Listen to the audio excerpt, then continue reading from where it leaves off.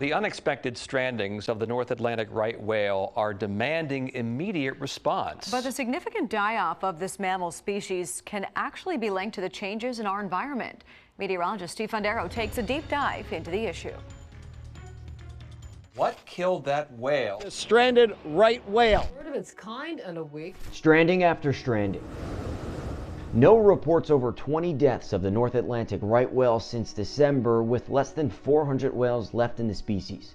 And the blame of recent injuries are consistent with a vessel strike. Vessel strikes. So we have restrictions in place for North Atlantic right whales, and they're seasonal in nature. So they turn on and off depending on the time of year and where the right whales are migrating. This significant die-off of the species is demanding immediate response.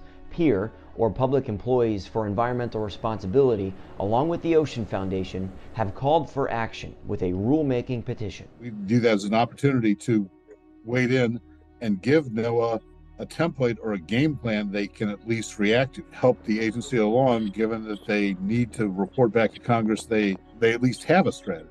Just like your commute to work, with more and more cars on the roadways, it just makes sense to have more traffic lanes and or regulations in place to compensate. But this goes beyond more ships at sea. See, the right whales aren't necessarily using the crosswalk, but instead they're swimming into oncoming traffic. This also goes beyond the right whale. Humpback whales have had significant die-off over the past few years, and manatees as well. All three of these species have one commonality linked to their significant die-off: changes in the environment that surrounds them. That shifting distribution of their prey can put them in harm's way where there's more activity, more human activity. These species are looking for food in new places, breeding in different waters, adapting to the rapid changes of our oceans and our climate.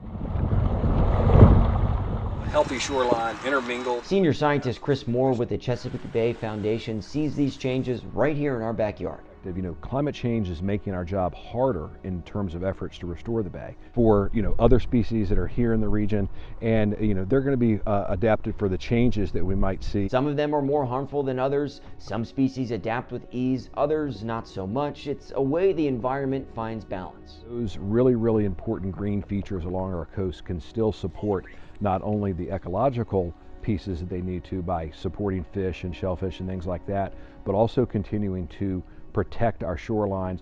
Along the waters of the Chesapeake Bay and the horizons on our oceans are signs of constant adaptation. So in order to protect, how do we adapt? Steve Fundero, 10 on your side.